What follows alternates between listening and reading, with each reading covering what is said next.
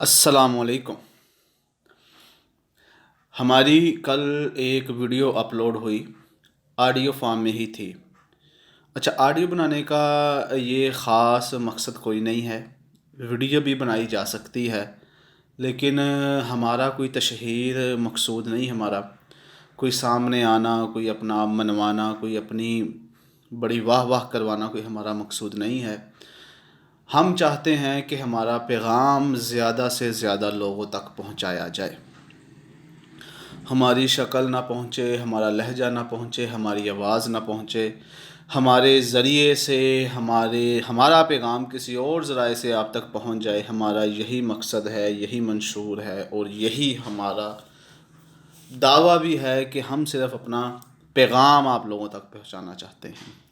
ہم نے اس میں کچھ انسان کی خامیاں بھی بتائیں، کچھ خوبیاں بھی بتائیں، لیکن آج کا جو ہمارا موضوع ہے وہ ہے خوابوں کی تعبیر۔ خواب کتنی قسم کے ہوتے ہیں، خواب کس طرح وقت گزرنے کے ساتھ ساتھ بدل جاتے ہیں، کیسے خواب پورے کیے جاتے ہیں، کن لوگوں کے خواب جلدی پورے ہو جاتے ہیں، کن لوگوں کے خواب پورے نہیں ہوتے، کن لوگوں کے خوابوں کے اندر اللہ خود شامل حال ہو جاتا ہے، اور کن خوابوں کے اندر قدرت انسان کا ساتھ نہیں دیتی، اور کن خوابوں کو خود بخود اس کے لیے رستے ہموار کر دیے جاتے ہیں، اور کن خوابوں میں اسے بہت زیادہ مشکل ہوتی ہے، اور کن خوابوں کی تعبیر خود اللہ لکھ دیتا ہے، اور کن خوابوں کی تعبیر انسان خود لکھتے لکھتے آغوش قبر میں چلا جاتا ہے۔ ان تمام تر چیزوں کی تفصیلات ہم انشاءاللہ آج اس بیٹھک کے اندر آپ کے سامنے پیش کریں گے۔ اچھا، جو ہماری کل والی ویڈیو تھی، ہم نے اس میں یہ بتایا کہ انسان کیا ہے۔ ہم نے بتایا کہ اللہ تعالیٰ کہتا ہے کہ ہم نے انسان کو علم دیا ہے۔ اب چونکہ اگر علم اس نے دیا ہے تو انسان یہ دعویٰ نہیں کر سکتا کہ یہ علم میرا ہے، میں اس کا مالک ہوں، میں نے محنت کی ہے، میں نہیں یہ نہیں کر سکتا۔ اس کا بے شک اس نے محنت کی ہے، حق یہ بنتا ہے کہ وہ عاجزی کے ساتھ سر خم تسلیم کر لے کہ واقعتاً ہی اللہ ہی اس کو صحیح علم، فکر اور شعور دینے والا ہے۔ پھر اللہ تعالیٰ ایک اور گلہ کرتے ہیں کہ انسان تو غصے والے بڑا ہے، اس کو تو غصہ اس کا قابو کر لیتا ہے، کنٹرول کر لیتا ہے، اس کے اوپر ہیوی ہو جاتا ہے، تو یہ انسان کس طرح میرے بغیر فیصلے کر سکتا ہے۔ پھر انسان کو اللہ کہتا ہے کہ یہ تو اپنی خواہشات کے نرغے سے باہر نہیں نکل سکتا۔ پھر اللہ مزید چلتا چلتا کہتا ہے کہ میرا بندہ بہت زیادہ جلد باز ہے۔ پھر اللہ مزید کہتا ہے کہ اس کے اندر صبر نہیں ہے۔ پھر اللہ مزید کہتا ہے کہ یہ نا امیدی کے پہاڑوں کے اندر اپنے آپ کو اس طرح سمو دیتا ہے کہ دوبارہ نکلنے کی کوئی صورت باقی نہیں بچاتا۔ یہ اللہ کوئی گلہ شکوہ نہیں کر رہا، اللہ بتا رہا ہے کہ یہ جو میرے بندے ہیں ان کے اندر یہ خامیاں ہیں، اگر وہ ان خامیوں کو دور کرنے کی کوشش کرے تو وہ ایک کامل انسان بننے کی کوشش کر سکتا ہے۔ اگر وہ غصے پہ قابو پا لے، اگر وہ صبر کرنا سیکھ لے، اگر وہ شکر کرنا سیکھ لے، اگر وہ نا امیدی سے نکلنا سیکھ لے، اگر وہ توکل سیکھ لے، تو اللہ تعالیٰ کا مقصود یہی ہے کہ وہی میرا بندہ میرے سامنے سرخرو ہو جائے۔ کیونکہ وہ رحمت للعالمین ہے، وہ رحیم ہے، وہ کریم ہے۔ وہ یہی چاہتا ہے کہ جیسے تیسے اس کا بندہ کامیاب، کامران اور فاتح بن کے میرے سامنے پیش ہو، اس کو کوئی پریشانی، کوئی ٹینشن اور کوئی مصیبت کا سامنا کرنے کے لیے زیادہ تگدو نہ کرنی پڑے، وہ یا اللہ کہہ کے اب میری مدد طلب کر سکتا ہے۔ تو آج ہم نے سوچا کہ ہم بات کریں کہ خواب جو دیکھے جاتے ہیں وہ کون سے پورے ہوتے ہیں، اور کن لوگوں کے خواب زیادہ پورے ہو جاتے ہیں، اور خواب کیسے کیسے اپنی شکل، اپنی صورت اور اپنی بصیرت بدلتے ہیں، اور کن خوابوں میں اللہ شامل حال ہو جاتا ہے۔ سب سے پہلی بات ہے کہ جب ہم بچپن میں ہوتے ہیں، ہم جب ابھی طفل مکتب ہی ہوتے ہیں، بچے ہوتے ہیں، تو ہمارا یہ خواب ہوتا ہے کہ ہم کسی طرح بڑے ہو جائیں، بڑے ہو کے ہم کس طرح چلیں گے، کس طرح ہم بات کریں گے۔ مثال کے طور پہ میں جب بچہ تھا تو میں گاڑی جو چیما ٹائم چلتے ہیں ہمارے، میں اس پہ سفر کرتا تھا، تو میری خواہش ہوتی تھی کہ جب میں بڑا ہو جاؤں گا، میں یہ جو اوپر اس کا سٹینڈ ہے جس کے ساتھ ہاتھ پکڑتے ہیں، ٹھیک ہے جی، پکڑنے کے لیے جو بنا ہوتا ہے اوپر، جسے ہم اکثر کہتے ہیں یار وہ جو گاڑی کے اوپر ڈنڈا لگا ہوا ہوتا ہے، اس کو میرا خیال تھا میں کیسے پکڑوں گا، اس کو کھڑے ہو کے میں کیسے گاڑی کے اندر میرا سر اس کے ساتھ لگے گا، میں کتنا بڑا ہو جاؤں گا، میں کس طرح وہ کیا کروں گا۔ میرا یہ خواب تھا جی، میرا خواب ہے کہ میں ایسے کھڑا ہو جاؤں۔ پھر جب ہم کرکٹ کھیلتے تھے تو بچپن میں خواب تھا کہ کس طرح میں بھی پیڈ جو ہم کرکٹ ہارڈ بال کھیلتے ہیں، کس طرح پیڈ پہنوں گا، کس طرح میں گلوز پہن کے، کس طرح میں پہلے اوور کے اندر فاسٹ بال جو فیس کرنی ہوتی ہے وہ کروں گا. یہ خواب تھے. 6 سال کی عمر میں بڑا شوق تھا، بڑا خواب تھا، کاش جی میں ابھی جم جوائن کروں. میرے چچا مجھے لے کے بھی گئے، لیکن ان لوگوں نے یہ کہہ کے ہمیں منع کر دیا کہ ابھی بچے کی عمر تھوڑی ہے، ابھی یہ جم جوائن نہیں کر سکتا. یہ خواب تھے. عید آتی تھی تو نئے کپڑے پہننے کا خواب، عید جاتی تھی تو پھر اگلی عید کا خواب. وہاں پہ ہم چھوٹے چھوٹے جو پسٹل چلتے تھے، بندوقیں چلتی تھی، ان چیزوں کا خواب ہم دیکھا کرتے تھے. لیکن جب ہم پیدا ہوئے تو ہمارے بزرگوں کے خواب کچھ اور تھے. وہ ہمیں دیکھ کے عجیب قسم کے خواب اپنے دلوں کے اندر اور اپنی زبانوں کے اوپر لے کے آتے تھے. اگر تو ہم وہی جو ہماری حقیقت تھی وہی آپ کو بتائیں کہ وہ یہی سوچتے تھے کہ یہ بچہ بڑا ہو کے پڑھے گا، لکھے گا، ہماری فیملی اس کو اس غربت سے نکالے گا، اس کو ٹھیک کرے گا، رتبہ دلائے گا، ہمارے جو معاملے بہت تنگ ہیں ہمیں اس سے نکالے گا. یہ ان کے خواب ہوتے تھے. جیسے جیسے ہم بڑے ہوتے چلے گئے وہ خواب وہ سائیکل میں بدلے، سائیکل موٹر سائیکل میں بدل گئی، موٹر سائیکل پھر صاف ستھری موٹر سائیکل میں، پھر ہم نے ٹینکی ٹاپے بدلانا شروع کر دیے. پھر وہ خواب ہمارے آہستہ آہستہ موبائل کی سمت میں چلے گئے. پڑھنے کا تو خیر بچے کو بہت سے کم لوگوں کو شوق ہوتا ہے، وگرنہ بچوں کو پڑھایا جاتا ہے. تو پھر شوق مزید دوستی کے شوق، یاری کے شوق، ادھر گھومنے پھرنے کے شوق، پھر یہ خواب کہ کاش یہ ہو جائے، پھر وہ ہو جائے، میں بڑا ہو کے ایسا کروں گا، میں بڑا ہو کے ویسا کروں گا. لیکن وہ ہمیں پتہ نہیں تھا کہ جو خواب دیکھے جاتے ہیں ان کے لیے، ان کو کامیاب کرنے کے لیے کن کن چکیوں سے پسنا پڑتا ہے، کن کن بھٹیوں سے گزرنا پڑتا ہے. یہ علم ہمیں تھا نہیں. اس لیے ہم نے بس خواب دیکھے تھے کہ بڑا ہو کے ایسا بن جاؤں گا، میں بڑا ہو کے ایسا بن جاؤں گا، ایسا ہو جائے گا، ویسا ہو جائے گا. جب میٹرک پاس کی، تھوڑا سا شعور آنا شروع ہوا تو پتہ چلا یہ تو دنیا مکمل طور پہ مختلف ہے. پھر جو خواب سب سے بڑا تھا وہ ہمارے اوپر انٹری ٹیسٹ کا خواب ڈال دیا گیا کہ انٹری ٹیسٹ اگر کلیئر ہو جائے گا تم کوئی ڈاکٹر انجینئر بن جاؤ گے، تمہاری زندگی یکسر بدل جائے گی. پھر یہ خواب، پھر وہاں پہ ISSB کا خواب، سیکنڈ لیفٹیننٹ بننے کا خواب، پولیس کے اندر جانے کا خواب، مزید خواب جنم لینا شروع ہو گئے. ایک شعور کے اندر ہلچل سی مچ گئی کہ اب تو خوابوں کے بغیر گزارا نہیں، اور جس نے خواب دیکھ لیا پھر اس کے محنت کیے بغیر گزارا نہیں. ایک بڑا عذاب، ایک اور خواب. پھر وہ خواب جب پورے نہیں ہوئے پھر ہم نے کسی اور خواب کی طرف اپنے آپ کو مجبوراً دھکیل دیا. اتنی محنت مشقت ہم نے نہیں کی، ہم نے وہ فلسفے نہیں سیکھے، ہم نے وہ پڑھائیاں نہیں کی، ہم وہ ان چکیوں سے نہیں گزرے، ہم نے وہ وقت کی مکمل قدر نہیں کی. انٹری ٹیسٹوں سے ہم فرار ہوئے، ہم وہاں سے نکلے. ہم نے سوچا نہیں جی اب جو BS دیکھنے کا خواب ہم کرتے ہیں. مزید ہم نے خواب دیکھا کس لیے تھا کہ کل کو ہمارے حالات بہتر ہو جائیں گے، ہم ایک اچھی جاب پہ لگ جائیں گے، ہم ایک اچھے انسان گردانے جائیں گے، ہماری لائف سٹائل بہتر ہو جائے گا، ہمارے رہنے سہنے کی جو معاملات ہیں وہ بہتر ہو جائیں گے. اور سب سے خاص بات، جو چیز ہم چاہیں گے وہ ہم اس علم سے کمائے ہوئے پیسے سے خرید سکتے ہیں. یہ مین وجہ تھی کہ جو چیز ہم چاہیں گے وہ ہم کل کلاں آگے جا کے اس کو خریدنا چاہتے تھے، لینا چاہتے تھے، حاصل کرنا چاہتے تھے. یہ ہمارا ایک خواب تھا جس کے لیے ہم گزرتے چلے گئے. پھر تھوڑے سے مزید میچور ہوئے، ایک بہت اچھی سی جاب کا خواب ہو گیا. پھر وہ اور گزرے، شادی ہو گئی، بچوں کا خواب، بچوں کو بہتر مستقبل دینے کا خواب. پھر ہم نے بڑھاپے میں جا کے 4 پیسے جمع کرنے، انویسٹمنٹ کرنے، گھر بنانے کا خواب. مزید خواب جاتے جاتے جاتے آخرت کے اندر بچوں کے نیک نکلنے کا خواب، بچیوں کی شادیوں کی اچھی جگہ پہ ہونے کا خواب، پھر ان کے اچھے مستقبل کا خواب، پھر آخرت کے اندر اللہ تعالیٰ کے سامنے سرخ روح ہونے کا خواب. جب ہماری ٹانگوں کے اندر جان، آنکھوں کے اندر بینائی، کانوں کے اندر سماعت، زبان کے اندر وہ زور اور تڑپ، اور ہاتھ کے اندر وہ گرج اور سینے کے اندر وہ جوش نہ رہا، تو ہم نے یہ بھی سوچا کہ کل کو ہم نے اللہ کے سامنے پیش ہونا ہے. تو پھر اللہ کی رحمت کا خواب کہ وہ بہت رحیم ہے، یا اللہ ہم نے ساری عمر گناہ کر کے گزار دیا، اب ہمیں معاف کر دے. اور بے شک وہ معاف کرنے والا ہے. کچھ لوگوں کے خواب تھے وہ مایوسی میں بدل گئے، کچھ لوگوں نے یہ کاش کاش کہہ کے اپنے خوابوں کا گلا گھونٹ دیا. کچھ لوگوں نے یہ خواب پورے کر کے بھی مطمئن نہ ہوئے، کچھ لوگوں نے پورے کیے بھی نہیں اور وہ مطمئن ہو گئے، اور کچھ لوگوں کو اپنے خواب یکسر مل گئے، اور کچھ لوگ ایک خواب کے بعد اگلے خواب کی طرف چلنا شروع ہو گئے. لیکن کچھ خواب ایسے تھے جو اندیکھے رہ گئے، کچھ خواب ایسے تھے جو کسی آنکھوں کی زینت ہی نہ بنے، کچھ خواب ایسے تھے کہ ہماری آنکھوں نے انہیں جگہ ہی نہیں دی، کچھ خواب ایسے تھے کہ جو ہماری دہلیز پہ کھڑے ہوئے ہمارے شعور کے دروازے کو کھٹکھٹاتے رہے، لیکن ہم نے غفلت کی وہ چادر اپنے شعور اور اپنے دروازے کے اوپر اوڑھی رکھی کہ ہمیں پتہ نہیں چلا کہ ہم نے کبھی ان خوابوں کے لیے دروازہ کھولنا تھا، ہم نے کبھی ان خوابوں کو بھی سوچنا تھا، ہم نے ان کی تعبیر بھی سوچنی تھی۔ تو ہوا کیا؟ ہم نے وہ خواب نہیں دیکھے۔ جو لوگ ان خوابوں کے مخالف تھے انہوں نے ان خوابوں کو گرانے کے خواب دیکھ لیے۔ جو خواب ہم نے نہیں دیکھے، لوگوں نے ان خوابوں کی بربادی کے خواب دیکھ لیے اور وہ برباد کر کے اپنے خوابوں کو پورا کرتے چلے گئے، کیونکہ ہم تو کسی اور خوابوں میں مگن تھے۔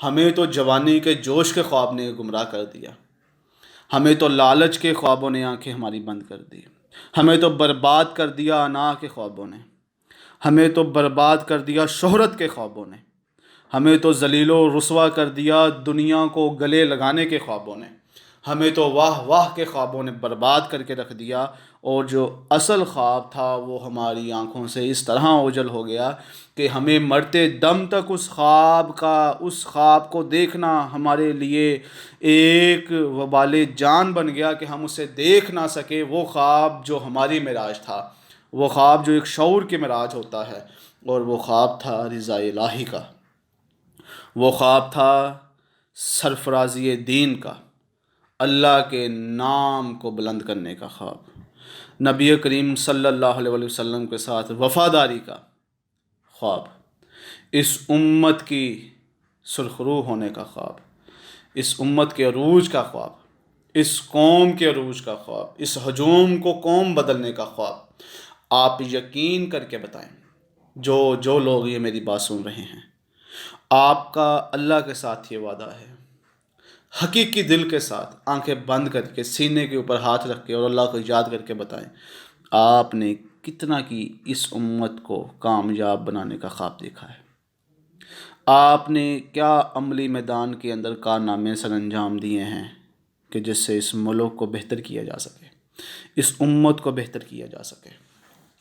آپ کو پتہ تھا کہ سازشیں ہیں، آپ کو پتہ تھا کہ دشمن کھڑا ہے، آپ کو پتہ تھا کہ مقتل سجا دیا گیا ہے، آپ کو پتہ ہے کہ اب زیر تیغ ہیں، آپ کو پتہ ہے کہ اب نیزے برچھے اور بالے ہمارے سینوں اور ہمارے گردنوں کے اوپر وار کیے جائیں گے، آپ کو پتہ تھا کہ قرآن کے اوپر یہ زمین تنگ کی جا رہی ہے، آپ کو پتہ تھا کہ دین کی ناموس کو برباد کیا جا رہا ہے، آپ کو پتہ تھا کہ ہم حق پہ نہیں ہیں، اور آپ کو یہ بھی پتہ تھا کہ جو حق ہے ہم نے اس حق کو چھوڑ دیا، اور آپ اس چیز میں بھی جانتے تھے کہ آپ نے اپنی ذاتیت کے لیے خود کو وقف کر دیا، اور آپ یہ بھی جانتے تھے کہ آپ دین سے دور ہیں، اور آپ یہ بھی جانتے ہیں کہ جو آپ کا اصل فرض تھا آپ اس سے دور ہیں۔ جاننے کے باوجود ہم کہہ دیتے ہیں کہ یار واقعی ہم نے دین کے لیے کچھ نہیں کیا، اللہ ہمیں توفیق دے۔ یہ بات کہہ کے ہم اپنا پلو جھاڑ کے اس محفل سے اٹھ کے چلے جاتے ہیں جس میں اصلاح کی بات ہو رہی تھی۔ اول تو غنیمت ہے کہ محفل کے اندر، یہ مجلسوں کے اندر اصلاح کی بات ہو، امت کے عروج کی بات ہو، اور اگر ہو بھی جائے تو ہم اس سے کیا سیکھ کر نکلے؟ ہم نے اپنے خواب پورے کر لیے، ہم سائیکل سے بائی سائیکل پہ آگے، موٹر سائیکل سے ہم ایک اچھے موٹر سائیکل پہ تو چلے گئے، ہم کار سویک اور لینڈ کروزر تک تو پہنچ گئے، ہم مرلہ 2 مرلے 4 مرلے تک تو پہنچ گئے، ہم کینال تک تو پہنچ گئے، ہم 2 5 6 7 کینال تک تو پہنچ گئے، ہم ٹوٹے پھوٹے گھر سے ڈیفینس تک تو پہنچ گئے، لیکن یہ امت کیوں پہلے سے زیادہ برباد ہو گئی؟ اگر آپ کے اور میرے حالات پہلے سے بہتر ہو گئے ہیں، اگر آپ پہلے سے اچھے کپڑے پہن رہے ہیں، پہلے سے اچھا کھانا کھا رہے ہیں، پہلے سے اچھی جگہ پہ سو رہے ہیں، پہلے سے اچھے لوگوں کے ساتھ مل رہے ہیں، پہلے سے زیادہ معاملے آپ کے بہتر ہوتے چلے گئے ہیں، تو امت کیوں پہلے سے زیادہ پست ہوتی چلی گئی ہے؟ کیوں یہ بربادیوں کی طرف چلی گئی ہے؟ کہیں نہ کہیں تو ہمارا اس کے اندر ہاتھ ضرور ہے، اور ہم جان چھڑوا کے یہ بات کہہ نہیں سکتے کہ ہم نے کیا کیا ہے، کہ ہم کیا کر سکتے ہیں، یہ بات قابل قبول نہیں ہے۔ ہم نے خواب نہیں دیکھا اس کی تعمیر کا، ہم نے خواب نہیں دیکھا اس کے عروج کا، ہم نے خواب نہیں دیکھا اس کو راہ راست پہ لانے کا، ہم نے کوشش کا خواب نہیں دیکھا، ہم نے محنت کا خواب نہیں دیکھا، ہم نے اپنی انا پرستی کی قبر کشائی کا خواب نہیں دیکھا، ہم نے خود کو برباد کرنے کا خواب نہیں دیکھا، ہم نے شہادت کا خواب نہیں دیکھا، ہم نے اللہ کے سامنے سرخرو ہونے کا خواب نہیں دیکھا۔ اب جو آپ نے دیکھا ہی نہیں، جو آپ نے سوچا ہی نہیں، جو آپ نے کبھی کرنے کی کوشش ہی نہیں کی، کبھی جہاں پہ آپ نے محنت ہی نہیں کی، جہاں پہ آپ نے نئے فلسفے نہیں سیکھے، جہاں پہ آپ نے کتابیں نہیں پڑھی، جہاں پہ لوگ پیدا نہیں ہوئے، جہاں پہ لوگوں نے لکھا نہیں ہے، جہاں پہ لوگوں نے بتایا نہیں ہے، جہاں پہ لوگوں نے ممبروں پہ بولا نہیں ہے، جہاں پہ کتابوں اور سلیبس کے اندر وہ چیز شامل ہی نہیں کی، تو کس طرح ہو سکتا ہے کہ اس کا رزلٹ آپ کے سامنے آ جائے اور آپ کہیں کہ لا الہ الا اللہ محمد الرسول اللہ بہترین دین ہے، یہ سرخرو ہو کے سامنے پوری دنیا کے اوپر چھا جائے گا، اور آپ اس کے اندر اپنا ہاتھ شامل نہ کریں؟ عین ممکن ہے کہ آپ کے اوپر اس ضلالت کی وجہ سے اللہ ایسا عذاب داخل کر دے کہ تمام کی تمام امت اور تمام کی تمام قوم 72 نہیں 7200 فرقوں کے اندر بٹ کے رہ جائے، اور جو چاہے جب چاہے تمہاری گردنیں کاٹ کے تمہارے سامنے رکھ دے، اور پھر تمہیں ہی حکم دے کہ اپنی کٹی ہوئی گردن کو اٹھا کے جاؤ خود مینار بناؤ۔ یہ اس سے بڑا ظلم ہے، کیوں؟ پہلے کے حکمران تو خود مینار بناتے تھے، اب وہ تمہاری گردن، تمہارا سر تمہارے اپنے ہاتھ میں پکڑائے گا اور کہے گا جا جا کے اپنی گردن فلاں جگہ پہ رکھ کے آ، یہ میرا حکم ہے، اور آپ اپنے کٹے ہوئے سر کے ساتھ مردہ جسم کے ساتھ بھی چلنے پہ مجبور ہو جائیں گے۔ اس طرح کی غلامی آپ کے اوپر مسلط کر دی جائے گی جب آپ نے یہ خواب نہیں دیکھے ہوں گے کہ آپ کی اس کردار کا کیا خواب تھا، آپ کا اپنا کیا خواب تھا۔ آپ کے اپنے تو لاکھوں خواب ہیں، آپ کے لاکھوں سپنے ہیں، لیکن کہیں بھی آپ نے اس محمد عربی صلی اللہ علیہ وسلم کے ساتھ وفاداری کا خواب نہیں دیکھا۔ باتیں تو بڑی آتی ہیں ہمیں، ہم چاہتے ہیں کہ پاکستان میں ترقی ہو، سرخرو ہو۔ ہم نے نظام کیا دیا لوگوں کو؟ ہم نے شعور کیا دیا لوگوں کو؟ ہم نے توکل کیا دیا لوگوں کو؟ آپ نے اور میں نے رستہ کیا دیا لوگوں کو؟ اب آپ مجھے کہیں گے کہ یہ ہماری ذمہ داری نہیں ہے۔ اب آپ کی اگر ذمہ داری نہیں ہے تو یہ پھر کس کی ذمہ داری ہے؟ استاد کہتا ہے پڑھانا میری ذمہ داری ہے، تو پھر قوم کی اخلاقی تربیت کرنا کس کی ذمہ داری تھی؟ عالم دین کہتا ہے کہ لوگوں کو نیک بنانا میری ذمہ داری ہے، تو نظام الہی لوگوں کے سامنے پیش کرنا کس کی ذمہ داری تھی؟ سیاستدان کہتا ہے کہ لوگوں کے لیے نئی نئی پالیسی بنانا میری ذمہ داری ہے، تو لوگوں کے لیے شعور کے دربار بنانا کس کی ذمہ داری تھی؟ لوگوں کو تعلیم دینے کی ذمہ داری کس کی تھی؟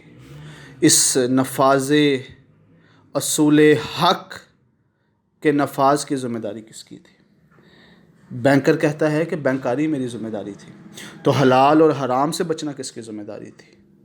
شاعر کہتا ہے کہ میں حق پرستی کی طرف کیوں جاؤں، میں نے تو اپنے اوپر بیتے ہوئے حالات لکھنے ہیں، میں نے محبت کی رسوائی لکھنی ہے، تو پھر یہ حق اور بغاوت کی طرف لے کے جانے والے جو کام ہیں وہ ہم کیوں کریں؟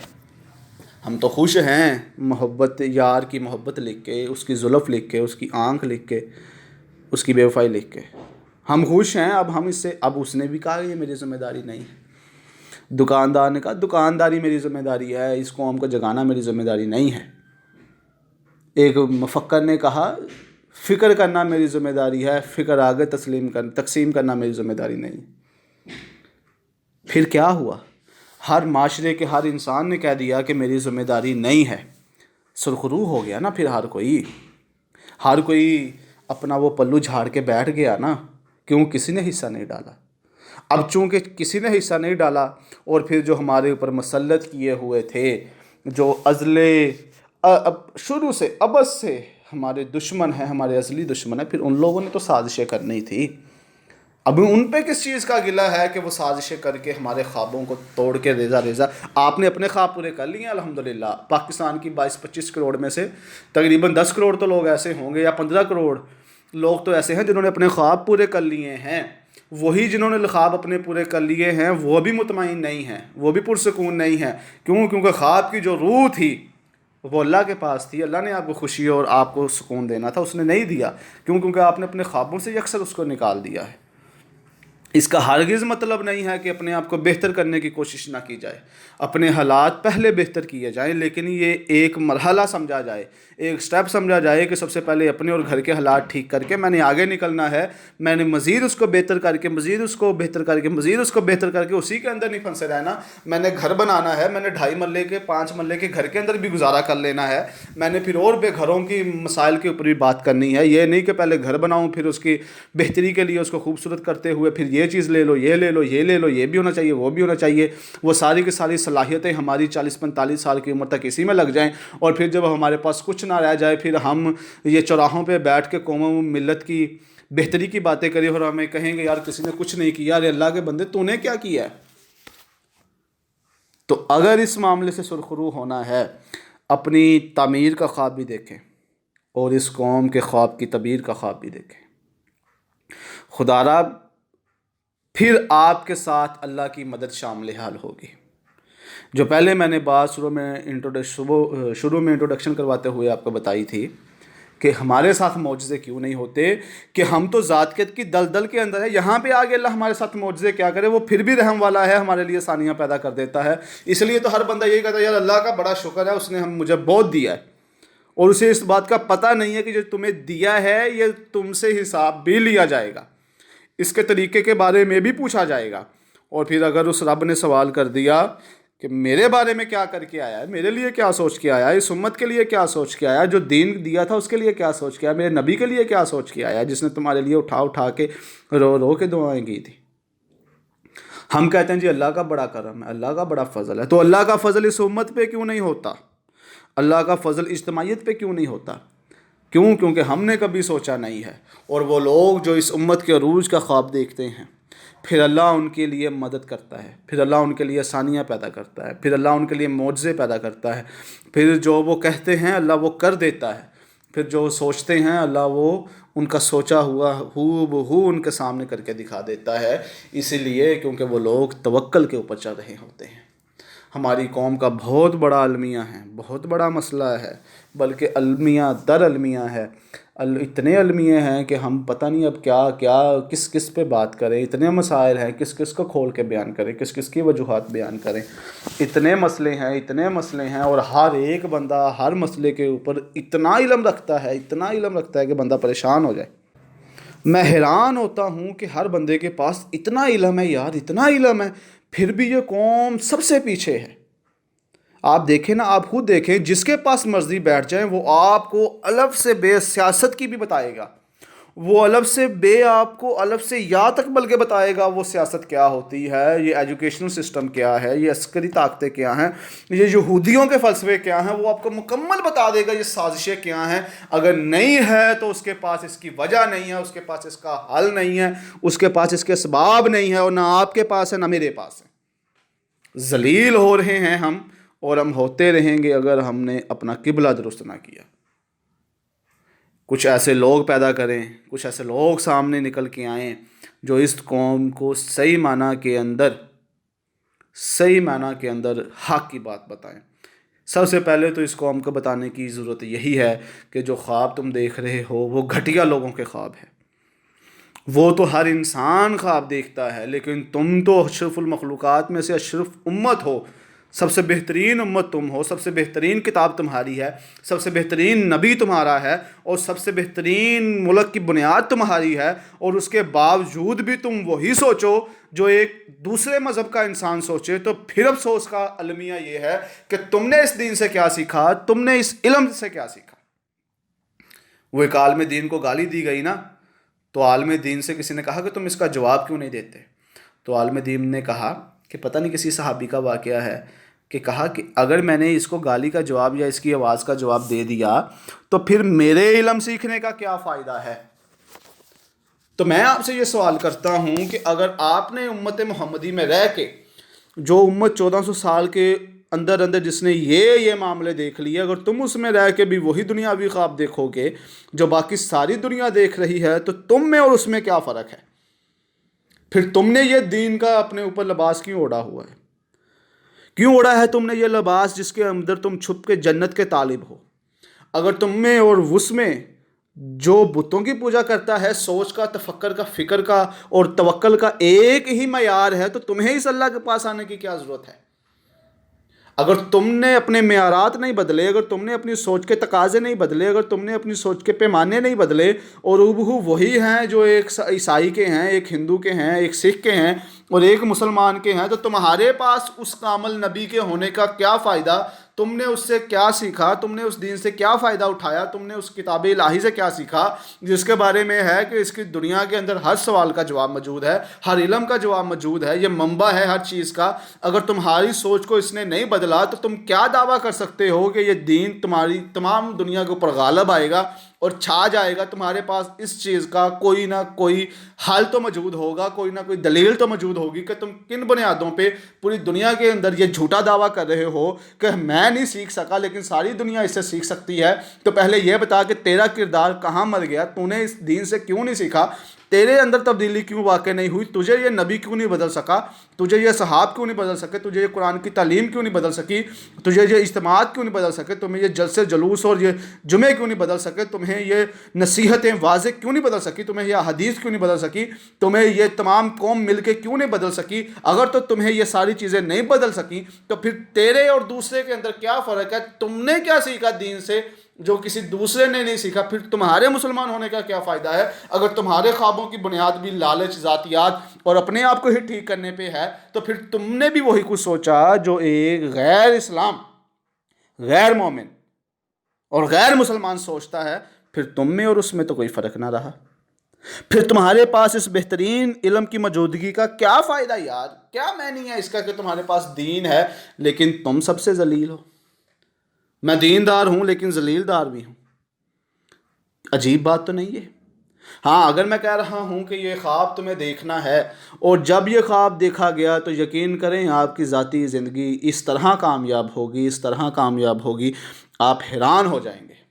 جب آپ اللہ کے راستے میں نکلیں گے تو وہ اپنے وعدے اور اپنی رحمتیں تمہارے قدموں کے اندر اس طرح بچھاتا چلا جائے گا کہ آپ خود اپنا سر پکڑ کے بیٹھ جاؤ گے کہ یا الہی میرے ساتھ یہ کیا ہوتا جا رہا ہے؟ میں جو سوچتا ہوں صبح اٹھتا ہوں تو وہ ہو جاتا ہے۔ یا الہی یہ کیا چیزیں ہیں کہ میں جس چیز کی خواہش کر رہا ہوں تو مجھے دیتا جا رہا ہے؟ اصل کے اندر ان خوابوں کے، ان عروجوں کی اور ان شہرتوں کے پیچھے وجہ یہ ہوتی ہے کہ انسان اپنے آپ کو مٹا دیتا ہے۔ جب آپ کے خوابوں سے، آپ کے خیالوں سے اپنی ذات کی بہتری، اپنی ذات، اپنا گھر اور اپنی ہی آپ نکال دیا گیا، پھر آپ دیکھیں گے کہ یہ قوم بھی آپ کے سامنے کھڑی ہوگی سر جھکا کے، اور یہ پوری امت بھی آپ کی باتوں کے اوپر لبیک کہہ رہی ہوگی۔ پھر آپ کا یہ گلہ شکوہ نہیں رہے گا کہ کوئی ہماری بات سنتا نہیں۔ اور یہ کوئی لمحوں کے، گھنٹوں کے یا ہفتوں کے سفر نہیں ہے، یہ صدیوں کے فاصلے ہیں، یہ صدیوں کے فاصلے ہیں آپ کو زمانے لگ جانے ہیں اس کو کاٹتے ہوئے۔ لیکن اس سے پہلے اپنے آپ کو اگر آپ نے امر کرنا ہے تو اپنے آپ میں وہ چیزیں لے کے آئیں جو خدا طالب ہے، جو ایک مسلمان کے اندر ہونی چاہیے۔ مسلمان اپنے علاوہ اپنے آپ کو بنیاد بنا کے قانون نہیں بناتا، اپنے تئیں نہیں سوچتا، اپنے لیے فیصلہ نہیں کرتا۔ اس کی ہر بات، ہر قدم، ہر عمل کے اندر اجتماعیت ہونی چاہیے۔ اب اس بات کا رونا کب تک روتے رہیں گے کہ وہ لوگ آگے نکل گئے ہیں؟ تو ظاہری بات ہے ان لوگوں کو یہاں تک آتے ہوئے 300 سال، 400 سال بلکہ ہزاروں سال لگے ہیں۔ ان لوگوں نے محنت کی ہے، اور اللہ ناانصاف نہیں ہے کہ وہ کسی عیسائی کو اور کسی کافر کو عروج نہ دے اور وہ محنت بھی کرتا رہے۔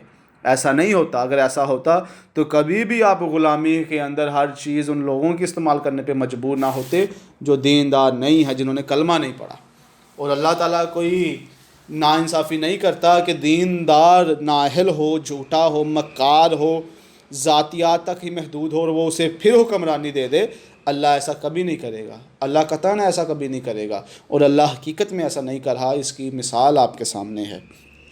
تو اگر وہ بچپن کے خواب ہی آپ کے خواب ہیں تو پھر آپ بھی بچے ہیں ابھی، اور جب آپ بچے ہیں تو پھر آپ کا باپ بھی کوئی ضرور ہوگا، اور جب آپ کا باپ کوئی ضرور ہوگا تو پھر اس بات کا گلہ نہیں کرتے کہ باپ تمہیں ڈانٹ رہا ہے، باپ تمہیں مار رہا ہے۔